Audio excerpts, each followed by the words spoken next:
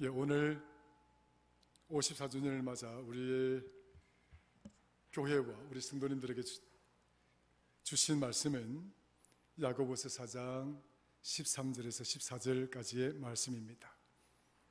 오늘 본문 말씀을 중심으로 안개와 같은 인생이다 하는 제목으로 말씀을 함께 나누고 준비된 하나님의 은혜를 우리의 가슴판에 새겨가는 아름다운 시간이 되었으면 좋겠습니다. 안개와 같은 인생이다라고 했을 때에 우리는 세 가지의 안개와 관련해서 그 의미를 한번 생각해 볼 수가 있겠습니다. 첫 번째 안개는 시한부다. 잠시 있다가 사라지는 것이다. 이렇게 말씀을 드릴 수가 있습니다.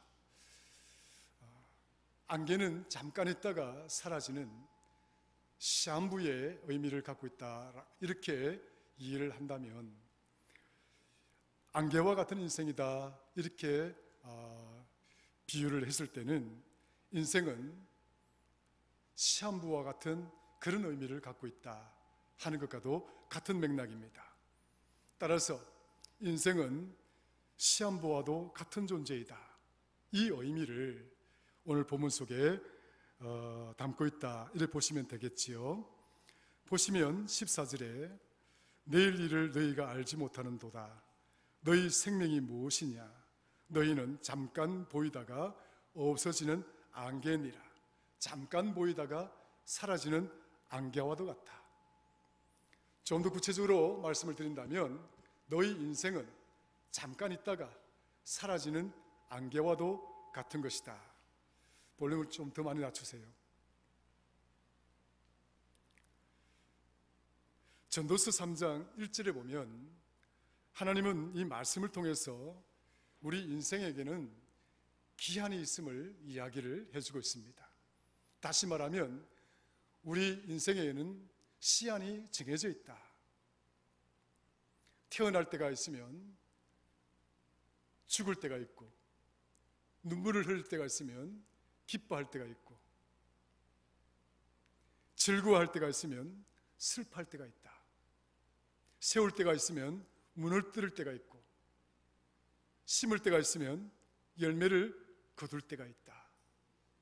이와 마찬가지로 우리 인생에게도 시한이 있다. 영원한 것이 아니라 우리에게 주어진 육신의 삶이라고 하는 것은 마치 우리가 마트에서나 또 시장에서 사는 물건들처럼 유통기한이 있는 것과 같이 우리 존재도, 우리 육신도 이런 제한된 유통의 기한을 갖고 있는 존재다. 이런 의미를 담고 있는 것이죠. 여러분들이 지금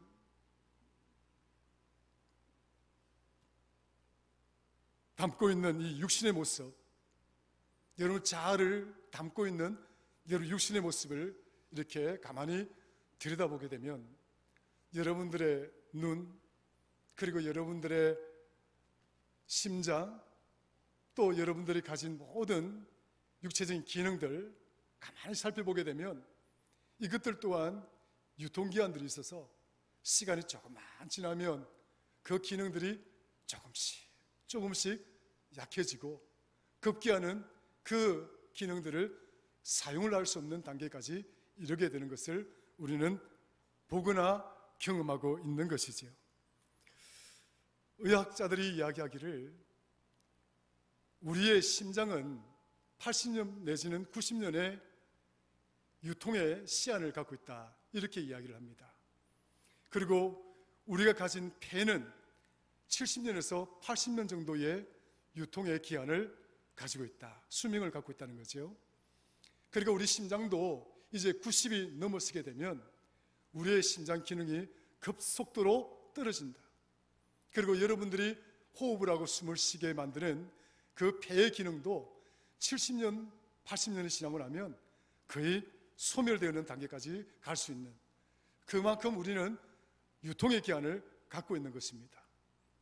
우리 시대가 지금은 100세 시대 혹은 120세 시대라고 이야기를 하고 있기 때문에 다소 그 유통기한은, 그 시한은 조금 늘었는가는 모르겠지만, 그러나 시간이 지나고 보면 그 모든 것에는 시한이 있다 하는 것을 알 수가 있는 것이고, 성경 또한 때와 기한이 있음을 우리에게 가르쳐주고 있습니다. 톨스토이는 그의 참회록에서 인생을 이렇게 비유를 했습니다. 어떤 사람이 굶주린 사자에게 쫓겨서 도망을 갑니다. 도망을 가다가 그 피할 곳이 없다 보니까 아주 넓은 그 우물 안으로 이 사람이 뛰어들게 되는 장면을 묘사를 합니다. 그런데 이 사람이 우물가로 뛰어들었는데 그 물속에, 그 밑에 물속에 풍덩 빠지는 것이 아니라 그 우물 틈새로 삐져나온 나무 가지 혹은 또 나무 뿌리 같은데 덜썩 걸리게 되어서 다행스럽게 그 우물 위에 그 가지를 붙들어서 이 사자의 위협으로부터 도망을 칠 수가 있었습니다. 그런데 톨스토이는 이 장면을 또 그리면서 어떤 상황을 묘사를 해놓고 있는 거 하니까, 가만히 이 사람이 밑을 내다보니까 자기 밑에는 물이 있는 것이 아니라 그 속에는 독사들이 우글우글 거리고 있는 장면이 노출되고 있는 거예요.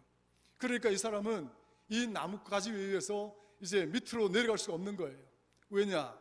내려가게 되면 독사들이 우글우글 대고 있는 상황이라 내려갈 수도 없는 거예요. 그런데 위로 쳐다보니까 위에는 여전히 굶주린 사자는 이 사람을 잡아먹기 위해서 지켜보고 있습니다. 진퇴양난에 직면한 이 사람은 참으로 두렵고 절망하여 낙심하여 이제 나는 죽었구나 하는 생각을 했는데, 그런데 조금 시간이 지나니까 그 나무 가지 위에 벌집이 하나 있었던 거예요. 손은 닿지는 않았지만 그 벌집에서 꿀이 뚝뚝 떨어지는 겁니다. 시간이 지나니까 배도 고픈데 그 꿀을 받아먹기 시작합니다. 조금씩 받아먹고 나니까 얼마나 행복한지, 얼마나 기쁜지 이루 말할 수가 없는 거예요. 잠시 그 꿀을 먹는 동안 이 사람은 위에 사자가 있는 것도 잊어버렸고, 발밑에 독사가 우글우글 거리는 것도 잊어버렸고, 조금 있으니까 이 나무 가지를 긁는 소리가 들리는 거예요. 배가 부르고 좀 정신을 차리고 나니까 나무 가지 긁는 소리가 들리는데, 보니까 낮에는 흰지가 나와서 가지를 긁어먹고 있고, 밤에는 검은지가 와서 이 가지를 갉아먹고 있는 거예요. 하루가 가도 사자는 도망가지 않고 독사는 사라지지 않고, 날이 가면 갈수록 사자는 여전히 그 위에서 지켜보고 있는 겁니다. 톨스토이는 인간을 이렇게 묘사를 하면서 우리 인생이라고 하는 것이 이런 것이다. 위로 올라가도 죽게 될 것이고 밑으로 내려가도 죽을 것이고, 그 자리에 머물고 있어도 우리는 어차피 죽는 존재일 수밖에 없다. 낮에는 흰지가 와서 가지를 긁어먹는 건 낮 시간을 말하는 거죠. 그리고 밤에는 검은지가 나와서 가지를 갉아먹고, 낮 시간과 밤 시간이 아무리 길게 반복된다 하더라도 결국 때가 되면 둥지는 끊어질 것이고 그 뿌리 또한 끊어져서 인생은 결코 그 절망의 늪으로부터 벗어날 수가 없다. 사랑하는 성도 여러분, 성경 히브리서 9장 27절을 보면 한 번 죽는 것은 사람에게 정하신 것이요 그 후에는 심판이 있다라고 말씀을 합니다. 이게 무슨 의미냐 하면, 그러므로 우리는 이 죽음으로부터 피할 수 없는 존재인데, 적어도 죽음으로부터 벗어날 수 없는 존재라고 한다면 이 죽음에 대해서 깊이 고민을 해보는 그런 존재가 되어야 되지 않겠느냐. 과연 우리는 우리 할아버지가 그 죽음의 벽을 넘지를 못했고 우리의 부모가 그 죽음의 벽을 넘지 못했다 할지라도 나 또한 죽음의 벽을 넘지 못하고 그저 이 죽음에 주는 그 가시에 찔려서 허망한 존재로 사라지고 말 것인가 라고 하는 그 죽음에 대한 깊은 고뇌와 승차를 하지 않는다고 한다면 우리에게 주어진 인생이라고 하는 것이 무슨 의미가 있겠는가? 우리 할아버지도 돌아가셨고 우리 부모도 돌아가셨고 그러면 나도 곧 죽게 될 텐데 내게 주어진 이 인생이라고 하는 것이 결국은 죽고 말 것인데 이렇게 사는 것 좀 더 고민하고 염려하고 내 존재에 대해서 깊이 성찰하며 살아야 되지 않겠는가 하는 가르침을 주는 말씀이다 하는 것이죠. 성경은 이야기합니다. 세상은 우리는 태어나면 병들고 태어나면 늙고 병들고 죽게 될 것이다 이야기하지만 성경은 그것으로 끝나는 것이다 라고 말하지 않습니다. 우리의 육신은 비록 유통기한이 있어서 그 시한을 다하면 사라지고 허물어지고 허망하게 사라지고 말 것이지만 그러나 따지고 보면 우리의 인간은 60만으로 구성된 인간이 아니라 하나님의 형상으로 지으심을 받은 영혼을 가진 존재임을 성경은 가르쳐주고 있습니다. 그래서 우리 육신이 죽는다라고 하는 그 죽음 그 자체로 우리의 인생이라고 하는 것이 끝이 나는 것이 아니라 비록 육신이 죽는 것은 정해져 있는 것이나 그러나 그 후에는 하나님의 심판이 있는 것이다. 그러므로 이 말씀이 우리에게 가르쳐주는 교훈이 뭐냐?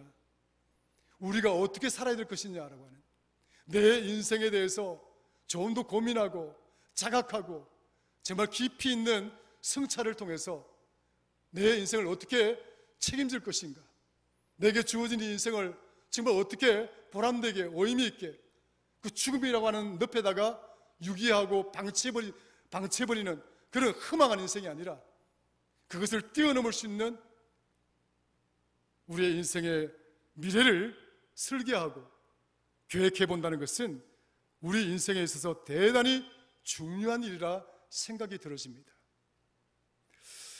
톨스토이는 또 톨스토이 이야기를 한번 해보겠습니다. 톨스토이라고 하는 이 문학가는 정말 세계적인 문학가죠. 그는 부활, 안나 카레니나, 그 다음에 그는 평화라고 하는 엄청난 대작을 남겨서 노벨상을 따기도 했고 지금도 문학계의 최고의 거장이라고 해도 과언이 아닐 정도로 그는 위대한 문학가입니다. 그는 그의 인생론에서 이런 제목에서 이런 이야기를 합니다. 어리석은 자의 죽음은 허망하다 라고 하는 그의 인생 비망록에서 이런 이야기를 합니다. 제가 그 문구를 읽어드리면 우리는 자주 이런 말을 한다. 비가 오는 계절에는 여기서 살아야지. 여름에는 거기에서 살아야지. 어리석은 사람은 자주 이런 생각을 한다. 왜냐하면 죽음을 생각하지 않기 때문이다. 그러나 그때 바쁘게 살아가는 사람이나 탐욕스럽게 살아가는 사람이나 느리게 사는 사람이나 할 것 없이 죽음은 모두를 데려가 버린다. 죽음이 찾아왔을 때는 자식도 부모도 가족도 친구도 아무도 도와줄 수가 없다.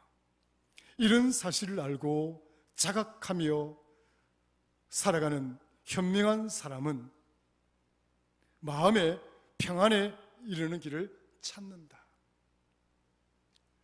결국 우리 인생이 이런 허망함에 이르게 될 텐데 그것을 자각하고 그것을 성찰하는 사람이라고 한다면 우리가 어떻게 현명한 삶을 살아야 될 것인지에 대해서 그 현명한 삶의 방식을 찾아다닌다. 도대체 그것이 무엇인가? 라고 하는 그 고민을 하면서 살아가는 존재다. 그렇지 않다고 한다면 그는 참으로 어리석은 사람이다. 그런 이야기를 하고 있습니다. 어쨌거나 인생은 안개와 같아. 이렇게 그 의미를 이야기할 때 인생은 시한부와도 같은 존재다. 이렇게 첫 번째 그 의미를 말씀을 드릴 수가 있겠고요. 두 번째로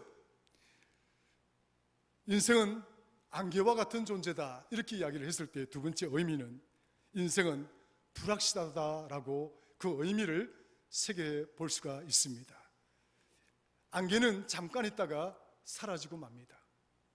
안개가 만약에 끼게 되면 그 안개는 우리의 시야를 가리게 될 것이고 우리가 앞으로 볼 수 있는 그 시야를 막아서 우리가 아무것도 보지 못하도록 만드는 그런 특성을 가지고 있습니다.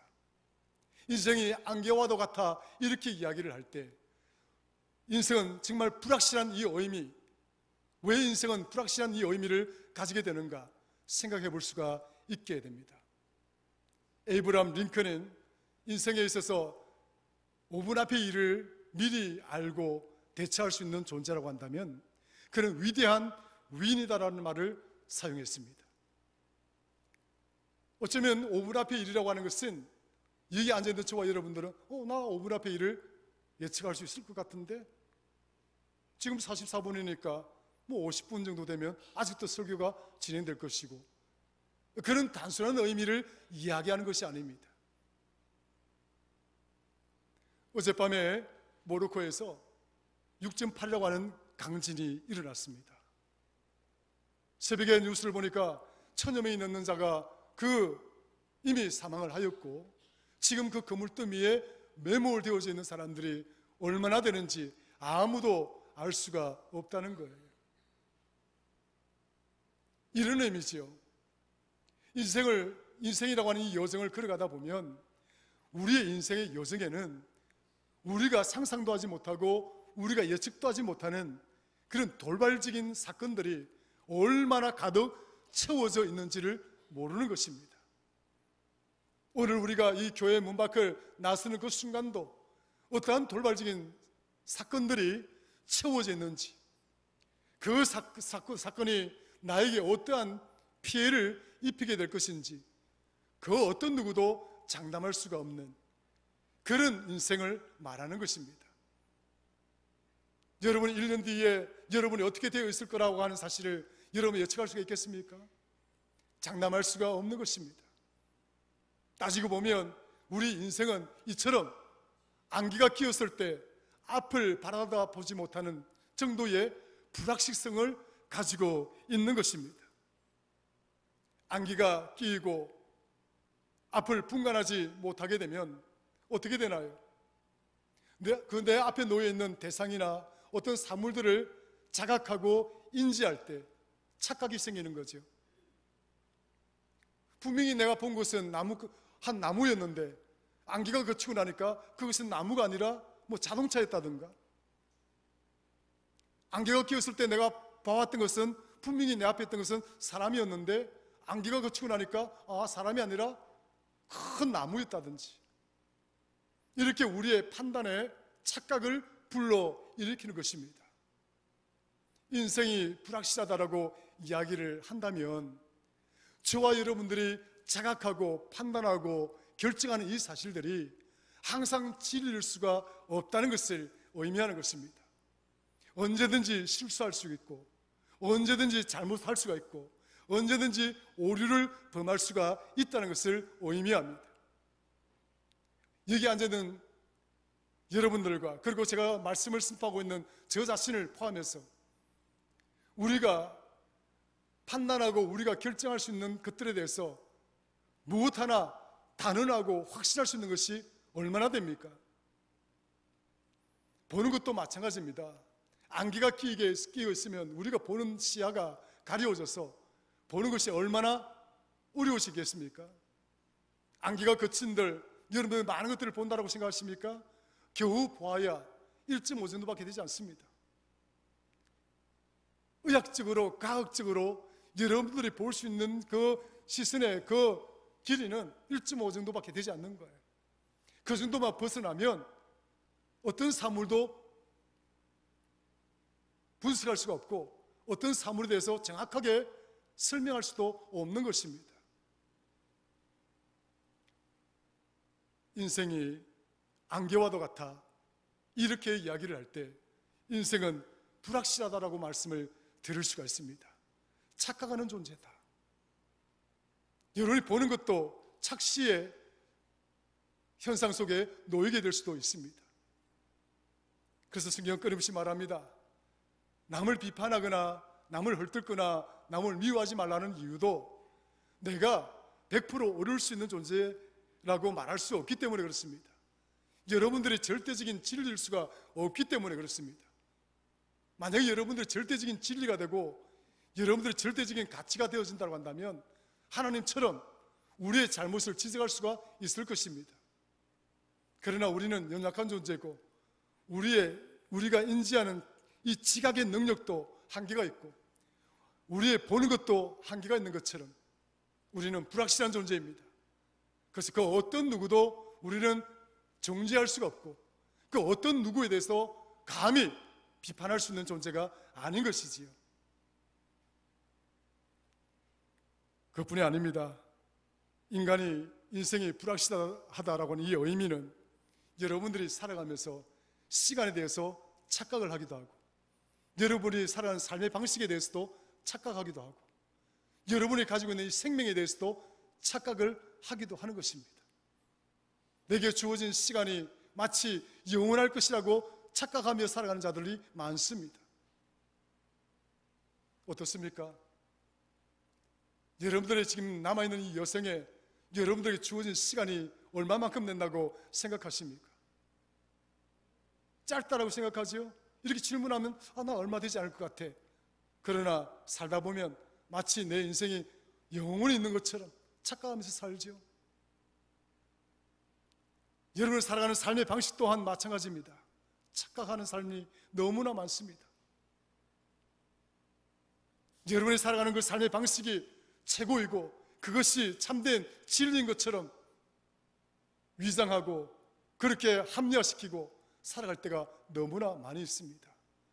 그러나 하나님의 빛 앞에 우리 자신들의 삶의 모습을 드러내어 보이면 우리가 얼마나 연약하고 우리가 얼마나 부족한 존재인가를 깨닫지 않을 수가 없는 것이지요.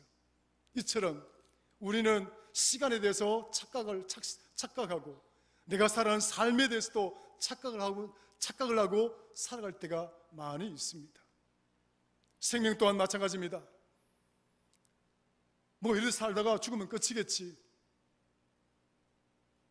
우리 할아버지도 돌아가셨고 내 부모도 돌아가셨고 나도 그럼 죽으면 끝이겠지. 생명에 대한 착각도 여기에서 일어나는 것입니다. 할아버지가 죽었기 때문에 그런 거예요. 아버지가 돌아가셨기 때문에 그래요. 만약에 할아버지가 영원히 살았다고 한다면 나도 영원히 살겠다라고 하는 생각을 가질 수가 있겠죠. 그 전에 할아버지가 돌아가셨고 또 할아버지가 돌아가셨고 또 할아버지가 돌아가셨고 내 아버지가 돌아가셨기 때문에 나는 죽는 것이구나. 그래서 끝이구나. 이렇게 착각하며 살 때가 많이 있습니다. 사랑하는 성도 여러분, 성경은 그렇게 가르치지 않습니다. 하나님은 우리의 인생이 그냥 육신에 죽는 죽음으로 끝날 것이다라고 가르치지 않습니다. 오늘 저와 여러분들은 그리스도 안에서 영원히 살아가는 하나님의 축복의 성도가 되어진 것임을 믿으시기를 주의 이름으로 축원합니다. 그뿐이 아닙니다. 반대의 사람들도 있는 거죠. 마치 내일이면 죽을 자가 영원히 살 것처럼 이렇게 하면서 살아가는 자도 있습니다. 그 부분에 대해서 누가복음 12장에 이런 말씀을 하고 있습니다. 누가복음 12장 16절에서 20절에 보면 예수님께서 이런 비유를 해주십니다. 한 부자가 살았다. 그런데 이 부자가 농사를 지었는데 소출이 너무 많이 나왔어. 수확물이 너무 많이 나왔어. 그런데 이 많은 수확물들을 자기 집에 곡간에다 넣으려고 그러니까 곡간이 너무 작아. 그래서 이 부자가 우리 집에 곡간이 너무 작으니까 큰 곡간을 지어야 되겠다. 그래서 큰 곡간을 지어서 그 많은 수확물들을 그 큰 곡간 안에 채워넣습니다. 채워넣고는 그리고 많은 자들에게 이야기하기를 자, 그리고 자기 영혼에게 이야기하기를, 영혼아, 여러 해 먹고 마실 것을 내 창고에다가 넣어놨으니까 이제 걱정할 거 없어. 염려할 것 없어. 평안히 쉬고 먹고 마시고 즐거워하자. 여러분, 그것이 얼마 정도 갈 거라고 생각됩니까? 그 창고에 가득 채워져 있는 그 수확물들의 유통기한이 과연 어느 정도가 될 거라고 생각되어집니까? 여러분 속에, 통장 속에 있는 잔고 또한 마찬가지입니다. 결코 여러분들을 영원히 따라가지 않습니다. 여러분들이 호흡을 멈추는 순간 여러분들의 통장 속에 있는 잔고는 그저 흠망한 곳에 방치되어 있는 것과도 같은 것입니다. 재물 또한 따라가지 않습니다. 여러분 가족들도 따라가지 않습니다. 그 어떤 것도 여러분의 그 마지막 가는 자리에 함께 따라갈 자가 없습니다. 생명에 대한 착각을 하고 사는 자들이 너무나 많이 있다. 그래서 잠언 27장 1절에 보면 너는 내일 일을 자랑하지 말라. 하루 동안에 무슨 일이 일어날는지 네가 알 수 없는 것이다. 인생은 안개와 같다라고 이야기할 때 두 번째의 의미는 우리 인생이란 불확실한 것이다. 한번 따라합시다. 우리 인생은 불확실하다. 할렐루야. 세 번째는 마지막입니다. 이와 같이 우리 인생이 안개와 같은 존재이기에 하나님의 은혜가 필요하고 구원의 복음이 필요한 것입니다. 저는 신학을 전공하고 영문학을 전공을 했습니다. 그런데 그 과정 속에서 철학이라는 학문들도 접하게 되고 역사도 접하게 되고, 비록 철학 전문가는 아니지만 적어도 철학이 갖고 있는 그 문제의식은 알고 있습니다. 철학이 추구하고자 하는 가장 핵심적인 주제는 세 가지입니다. 첫 번째는 내가 누구인가, 자기 정체성을 밝히는 것입니다. 두 번째는 나는 무엇을 하며 살아가야 될 것인가, 삶에 대한 문제입니다. 그리고 나는 내 미래에 대해서 어떤 소망을 가질 수가 있는가, 세 번째 주제입니다. 나는 어떤 존재인가, 그리고 나는 무엇을 하며 살아갈 것인가, 무엇을 위해 살아갈 것인가, 내 인생에 미래가 있는 것인가 하는 질문들이죠. 그 질문들 중에 가장 중요한 것이 뭐냐, 내가 무엇을 하며 사는 것인가 하는 것입니다. 인생의 의미를 깨닫고 내 존재의 가치를 정확하게 깨닫는 그런 존재라고 한다면 우리가 살아가는 인생이라고 하는 것이 무의미하지가 않을 것입니다. 아, 나는 이런 존재니까 이렇게 살아야 돼. 무엇을 위해서 살고자 하는 목적의식이 생기는 거죠. 그러나 우리가 어떤 존재인지를 모르면 궁극적으로 내가 무엇을 위해서 살아야 되지? 알 수가 없는 거예요. 내가 돈을 벌기 위해서 살아야 되나? 내가 지금 정치를 위해서 살아야 되나? 내가 이렇게, 여러분들은 무엇을 위해서 살아가고 계십니까?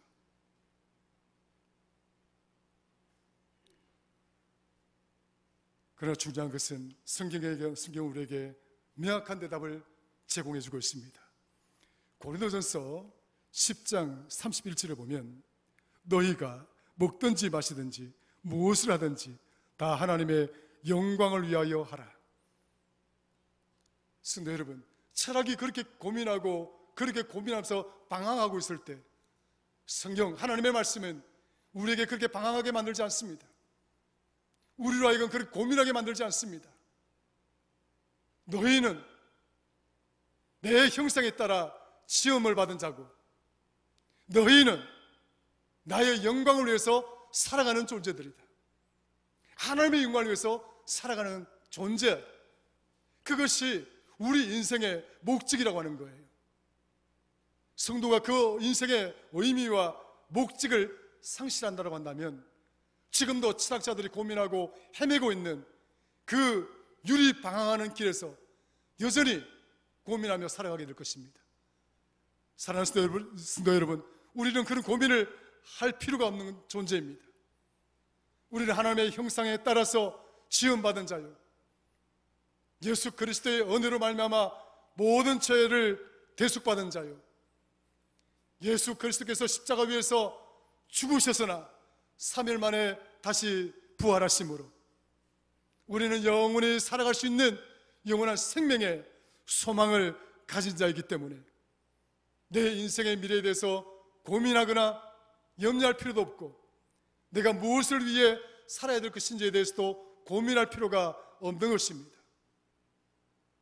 작은 일이나 큰 일이나 저와 여러분 모두가 하나님의 영광을 위해서 살아가는 존재가 되어진다고 한다면, 비록 육신은 씨 안 보이고 유통기한이 정해져 있다 할지라도 하나님은 이 유통기한이 정해져 있는 이 담장을 뛰어넘게 하시고, 시한이 정해져 있는 이 시한부의 그 제한선을 뛰어넘게 하셔서 저와 여러분들을 영원히 살아가는 하나님의 나라의 백성으로 인도해 가고 계심을 믿으시기를 주의 이름으로 축원합니다.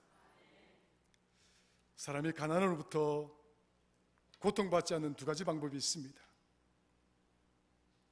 뭘까요? 쉽습니다. 첫 번째, 내가 가난해서 벗어나는 방법은 뭐예요? 돈을 많이 벌면 됩니다. 쉽죠? 돈을 많이 벌면 됩니다. 두 번째는 뭐예요?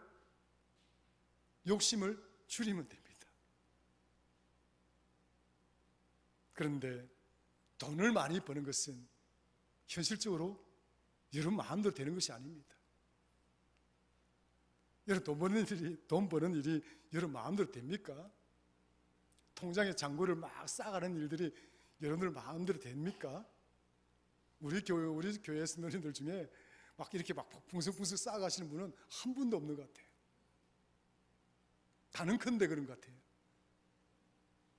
그러나 가난에서 벗어날 수 있는 두 번째 방법, 욕심을 줄이면 되는 것이다.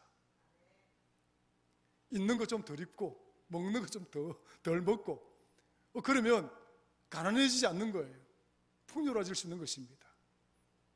제가 이 이야기를 하고 싶은 게 아니에요. 마찬가지로 영원히 사는 삶에도 두 가지 방법이 있습니다. 첫 번째가 뭘까요? 의학적으로, 과학적으로 내가 영원히 사는 방법, 기술을 습득하는 것입니다. 병원에 가셔서 의사에게 질문하기를, 내가 영원히 사는 그 기술을 나에게 제공해 주십시오. 그 방법을 좀 내게 가르쳐 주십시오. 그 방법이 있다고 한다면 영원히 사는 것입니다. 그러나 현실적으로 그것은 불가능합니다. 그럼 나는 어떻게 영원히 살 수 있는가?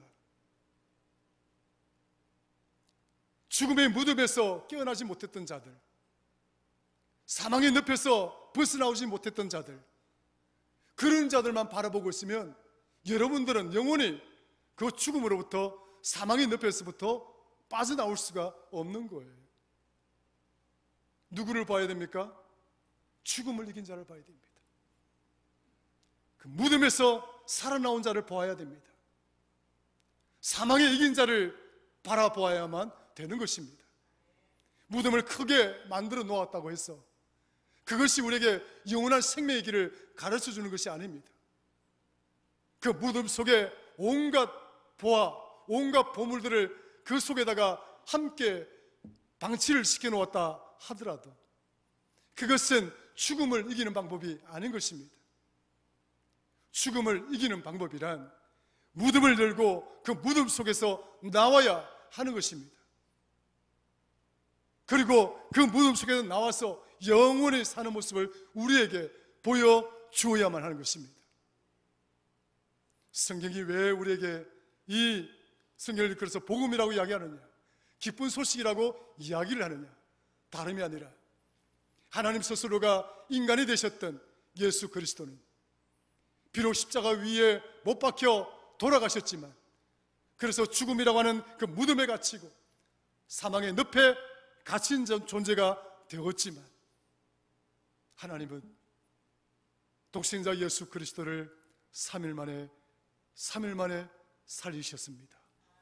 부활하게 하셨습니다. 거기서 그치지 않았습니다. 모든 제자들이 보는 가운데 우리 주님은 하나님의 나라로 성천하십니다. 우리 기독교가 왜 소망의 종교인가? 그것은 여기에 핵심적인 의미가 담겨져 있습니다.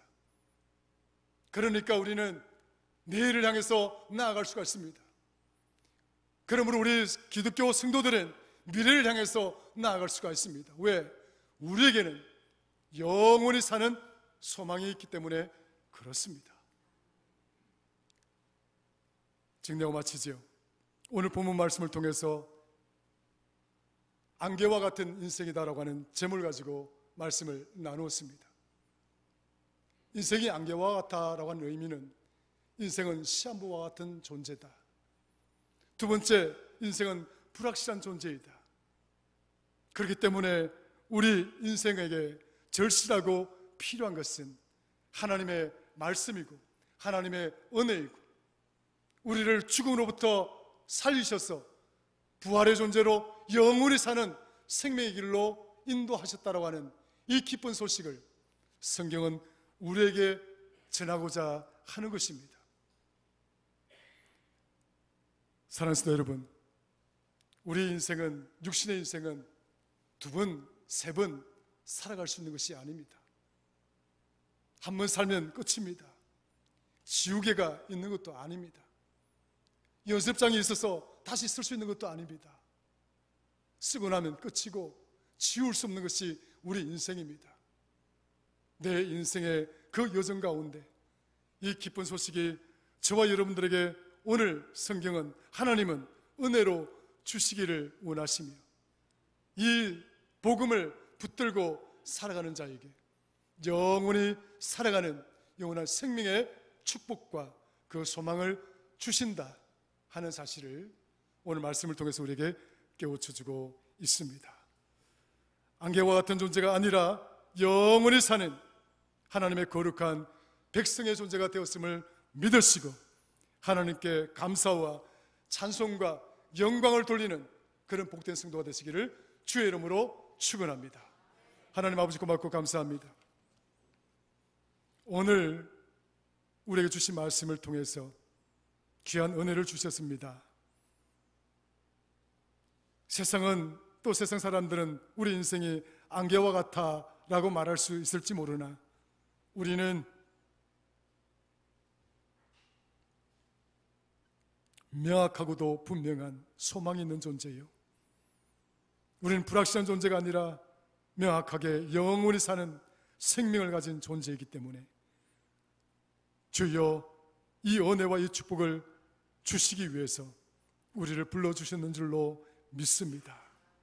이 말씀 붙들고 늘 승리하며 살아가는 복된 성도들 되게 하여 주옵소서. 예수님의 이름으로 기도드리옵나이다. 아멘.